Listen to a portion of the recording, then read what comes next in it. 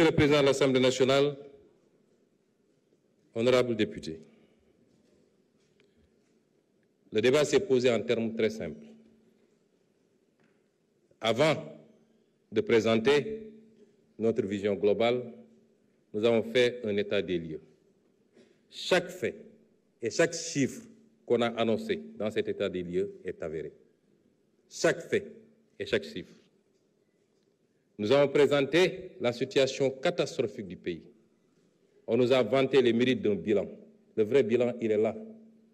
Il n'y a rien de plus facile que de maquiller des chiffres, d'aller emprunter de manière désordonnée.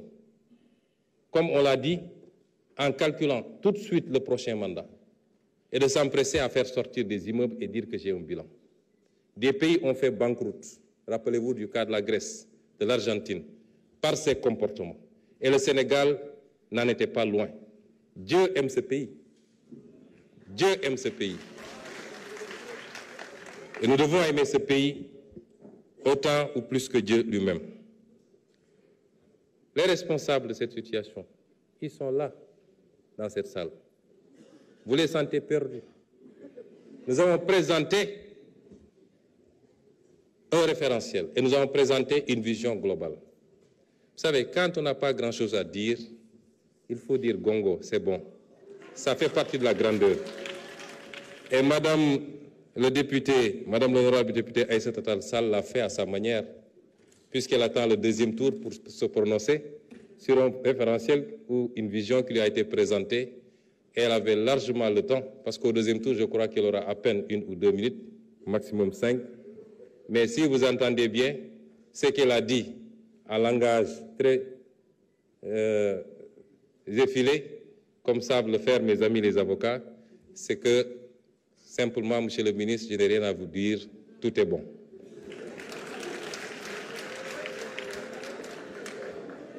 Madame le ministre, Madame le député, cher honorable député, j'espère que le lapsus que vous avez fait n'était pas très révélateur, parce que vous avez parlé que je n'ai pas voulu le terme juridique qui a été utilisé, que je n'ai pas voulu déférer ou quelque chose comme ça, comparaître devant l'Assemblée nationale. J'espère que vous ne rêvez pas encore de me juger, mais je n'ai jamais eu de problème à répondre à l'Assemblée nationale. Je n'ai peur d'aucun député. J'ai été député ici à l'Assemblée nationale, où vous étiez 127 et j'étais seul.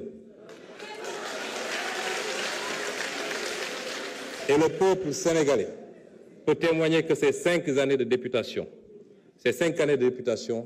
n'ont pas été en faveur de vos 127. Comment pourrais-je avoir peur de me présenter devant vous? Ce qui s'est passé, c'est qu'on a eu une assemblée qui a une attitude, une majorité qui a une attitude particulièrement irresponsable.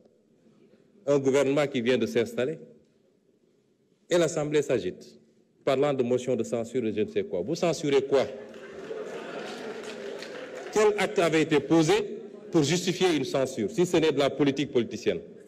Et vous avez assuré que vous ne censurerez jamais et que vous serez censuré.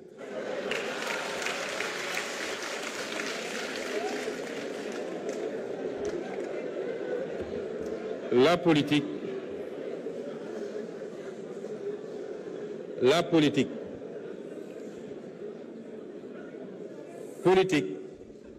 du rek doole. Politique, xel moo ci ëpp. Politique comme lamb la. Boy dóor pour am ngemb la. Waaye yéen pendant 10 ans da ngeen topp dóor bi rek. Ànd ceeg soxor goo xam ne ñëpp gis nañ ko. Di dóor rek. Waaye fu ngeen mujje? Du kat appui de. Waaye biir bi ngeen moo ne fas ci suuf. Donc il faut apprendre de vos erreurs.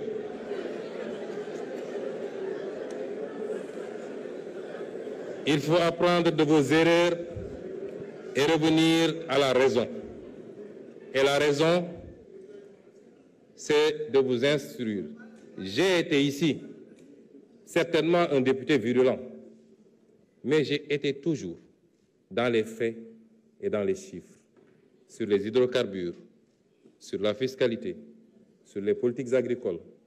Je crois que cette Assemblée-là, quand on y était, avec beaucoup d'autres députés de l'opposition, au moins on avait réussi à rehausser, sans avoir besoin d'insulter qui que ce soit. Certes, l'Assemblée, c'est la confrontation politique, c'est la guérilla parlementaire dans tous les pays du monde.